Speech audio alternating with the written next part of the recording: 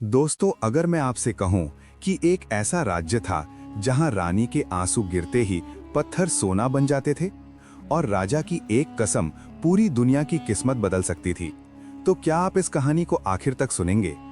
तो चलिए कहानी की शुरुआत करते हैं।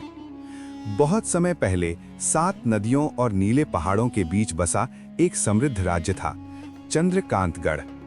ये राज्य धन दौलत के लिए नहीं, बल्कि अपने न्यायप्रिय राजा वीरसेन और करुणामयी रानी अन्वेषा के लिए जाना जाता था। कहा जाता था कि इस राज्य पर देवताओं की विशेष कृपा थी, क्योंकि राजा और रानी का प्रेम साधारण नहीं था, उसमें जादू बसा था। रानी अन्वेषा जन्म से ही विशेष थीं। उनकी आंखों में एक ऐसा रहस्यमय तेज था कि जब वे सच्चे मन से रोती तो धरती पर गिरा उनका हर आंसू किसी न किसी चमत्कार को जन्म देता। और राजा वीरसेन, उनकी सबसे बड़ी शक्ति थी उनका वचन। कहा जाता था कि राजा वीरसेन अगर किसी बात की कसम खा ले तो स्वयं समय भी उसे पूरा होने से नहीं रोक सकता। एक रात राज्य के पुराने मंदिर में छिपा हुआ नीलकांत ग्रंथ अपने आप खुल गया। ग्रंथ की आखिरी पंक्ति चमक उठी। जिस दिन चंद्रकांतगढ़ की रानी अपना अंतिम आंसू बहाएगी, उस दिन राज्य का भविष्य बदल जाएगा। या तो अमरता मिलेगी या पूर्ण विनाश। उसी रात राज्य की नदियां सूखने लगी, फसलें मुरझाने लगीं और आकाश में काले बादल छा गए। राजा वीरसेन को समझ आ गया, कोई प्राचीन शक्ति जाग चुकी है। कुछ ही दिनों में दक्षिण के अंधकार वन से एक काले जादूगर तमोव्रज का आगमन हुआ। उसका लक्ष्य था रानी के आंसू। तमोव्रज जानता था कि अगर वो रानी को दुखी कर दे और उनका अंतिम आंसू प्राप्त कर ले तो वो स्वयं अमर बन सकता है। उसने राज्य में भ्रम, भय और झूठ फैला दिया। लोग राजा पर सवाल उठाने लगे, रानी पर आरोप लगने लगे। एक दिन जब पूरे राज्य ने रानी पर संकट का कारण होने का दोष मढ़ दिया, रानी अन्वेषा ने पहली बार स्वयं को अकेला महसूस किया। उनकी आंखों से एक आंसू गिरा, धरती कांप उठी। लेकिन ये आंसू सोना नहीं बना, ये आंसू बना प्रकाश। उसी क्षण रानी को सच्चाई का बोध हुआ। राज्य को बचाने के लिए उन्हें स्वयं को जादू से मुक्त करना होगा। जब राजा वीरसेन को सब पता चला तो वे मंदिर के सामने खड़े होकर बोले, मैं वीरसेन ये कसम खाता हूं, अगर मेरी रानी का बलिदान राज्य को बचा सकता है तो मैं अपने सिंहासन, शक्ति और जीवन तक का त्याग करने को तैयार हूं। राजा की कसम के साथ ही आकाश फट पड़ा, देवताओं की वाणी गूंजी। रानी का अंतिम आंसू हवा में ही थम गया। वो आंसू बन गया जीवन रत्न। तमोव्रज राख बन गया, नदियां लौट आईं, धरती हरी हो गई। रानी अन्वेषा साधारण मानव बन गईं, बिना जादू के। और राजा वीरसेन, उन्होंने सिंहासन छोड़कर जनता के बीच एक सामान्य व्यक्ति का जीवन चुन लिया।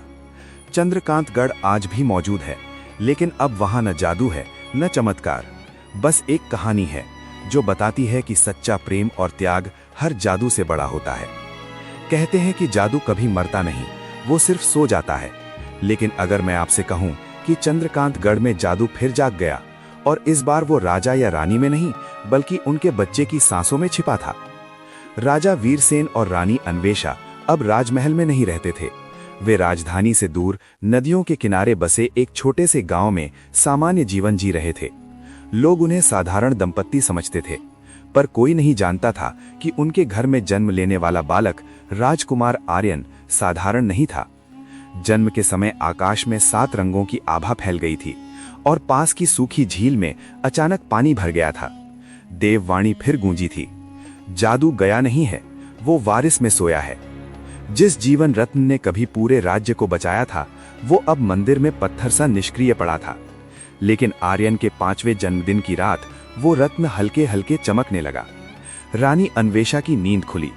उन्होंने पहली बार वर्षों बाद अपने हृदय में वही पुराना कंपन महसूस किया। रत्न की आवाज थी, समय आ गया है, अंधकार फिर लौट रहा है। तमोव्रज तो नष्ट हो चुका था, लेकिन उसका शिष्य कालव्योम जीवित था। कालव्योम ने वर्षों तक एक ही उद्देश्य से तप किया था, जीवन रत्न और जादुई वारिस को प्राप्त करना।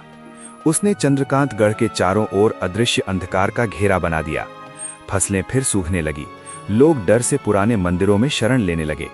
राजा वीरसेन ने वर्षों बाद फिर तलवार उठाई, लेकिन इस बार वे राजा नहीं थे, वे पिता थे।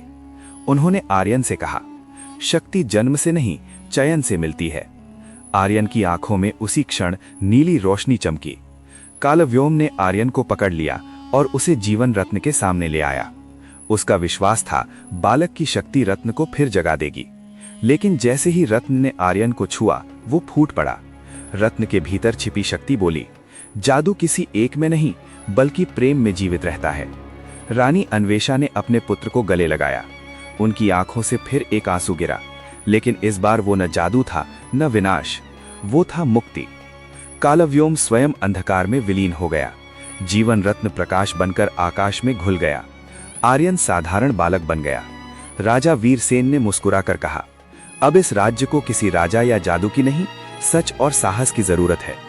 चंद्रकांत गढ़ फिर सुरक्षित था, लेकिन पुराने मंदिर की दीवार पर एक नई पंक्ति उभर आई, जब दुनिया जादू को फिर याद करेगी, तब कहानी भी लौटेगी।